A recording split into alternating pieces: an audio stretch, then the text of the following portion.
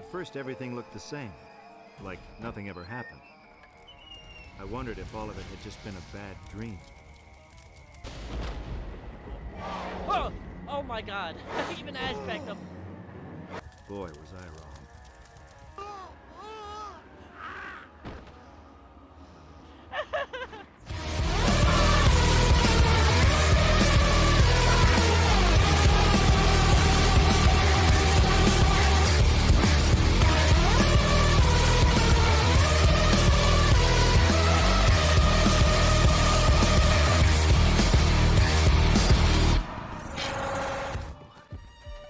This can't be happening. Not again. Oh, yeah, it's happening.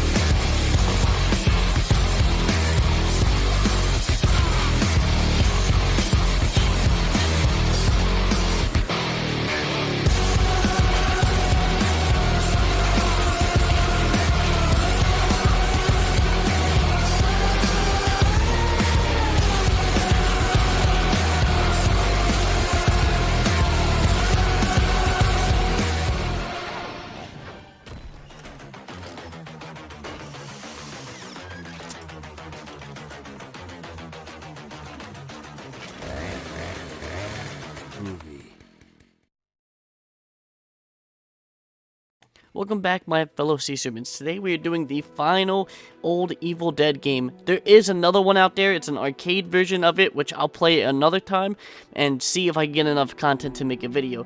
Expect that sometime soon. Not anytime soon, because a new Evil Dead game is coming out, which I'm very, very excited for. Let me know in the comments below if you guys are super excited for that. But today we're going to be talking about Hail to the King. Hail to the King, in my opinion, is my favorite one out of all the OG games. I didn't think about it going in. First off, it's hard to beat Fistful of Boomstick. I praise that to be goated over Holier Than Thou. Like, that game's actually amazing. But in my opinion, this game is even better. This game came out before both Regeneration and came out before Fistful of Boomstick. This came out on the PS1 and the Sega Saturn, I think back in maybe 2000 or something, around the ballpark, maybe earlier than that. I'm not exactly too sure on the date. But anyway, let's just jump on into this review, because we're trying to speedrun this shit before Evil Dead, the game, comes out.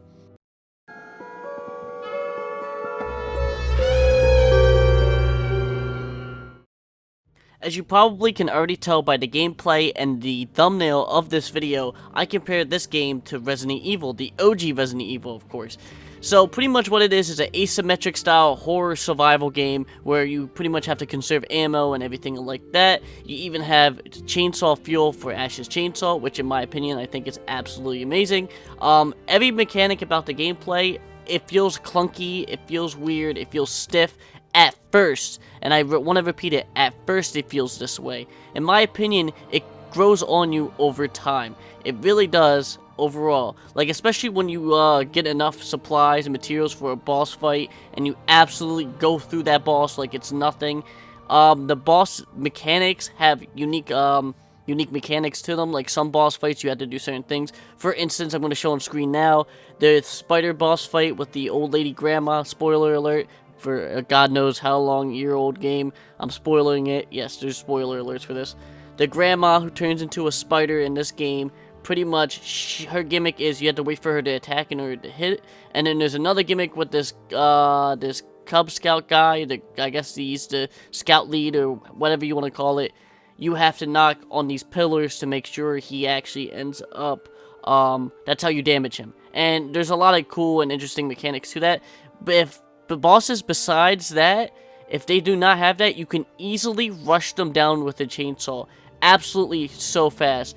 Honestly, your bullets are relatively useless. Your chainsaw gets even more OP as you progress, and overall, it becomes an awesome time. At first, you're literally trying to survive, and then you just become actually Ash Williams, and you're super badass. And it makes the combat so satisfying when you can just plow through a boss like nothing, like you're the head honcho.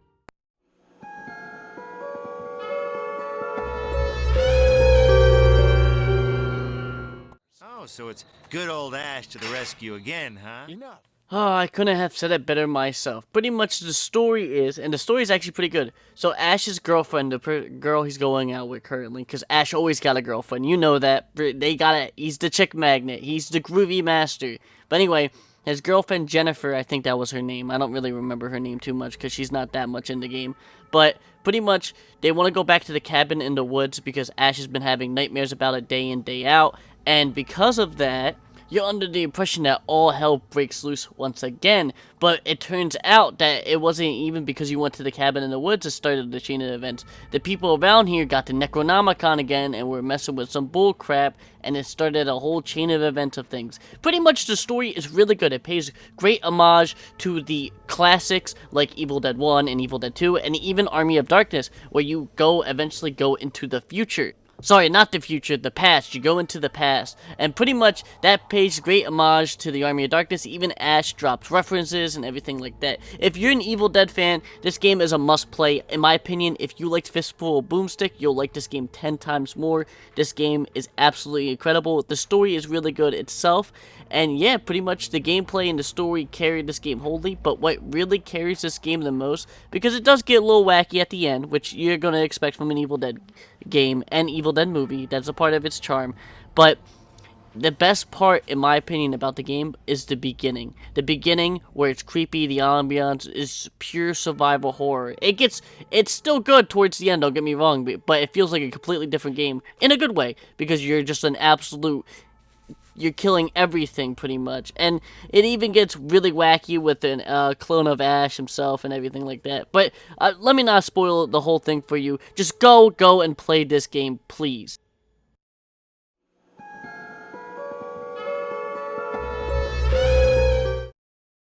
So I'm a sucker for good ambiance. Pretty much, this game does everything perfectly. This game, like I said previously, feels like a survival horror game with this creepy undertones of certain areas, especially during the beginning. This later falls off because you eventually become so OP it doesn't matter. It loses its novelty of being semi-creepy and semi-scary. But in the beginning, holy hell, I was a nervous wreck. With its ridiculous save spots, pretty much you just get disc and you save. I think that's how you do it. I used an emulation, so I have no idea. I just know that I didn't get that many save slots, meaning you have to space out your saves a lot.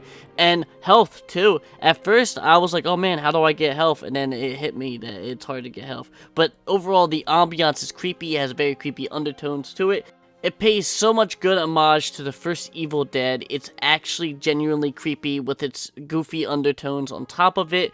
And there are certain parts of the level that just get you outright confused. For instance, in the beginning of the game, there is a maze where you have to navigate to find a certain item, and enemies pop out of nowhere. And it absolutely is terrifying. You do not... And mixed with the gameplay where you have a scarcity of ammo, which sometimes, depending on the RNG, really, if you get good RNG, you'll get a lot of ammo, but... Or items. But overall, like, with the scarcity of most items, like, you are on edge 9 times out of 10. Like, and it is honestly kind of nerve-wracking, especially when you haven't saved in a while.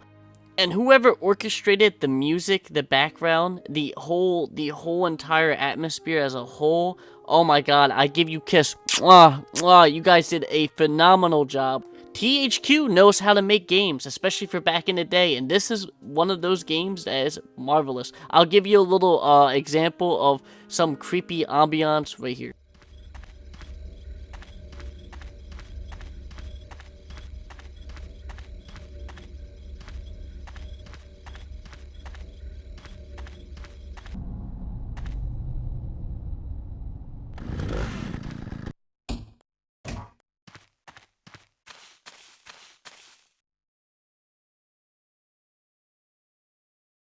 I'll swallow your soul!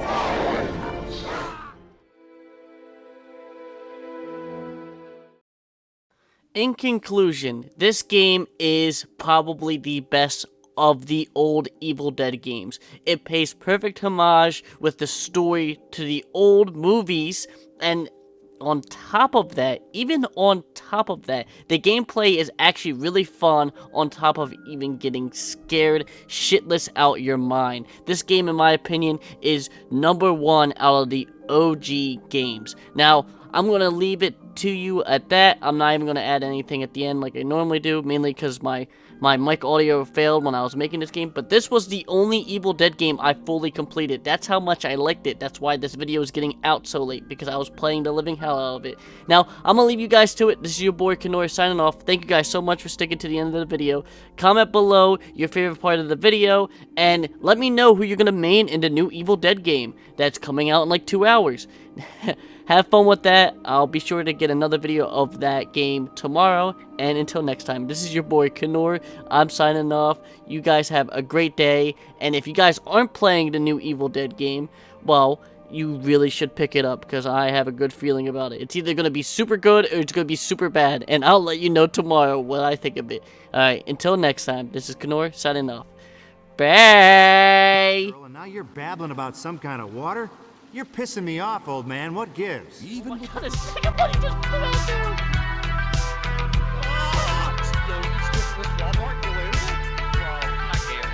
We lost Dr. Cum, bro. We gotta go, bro. Saved my life so many times.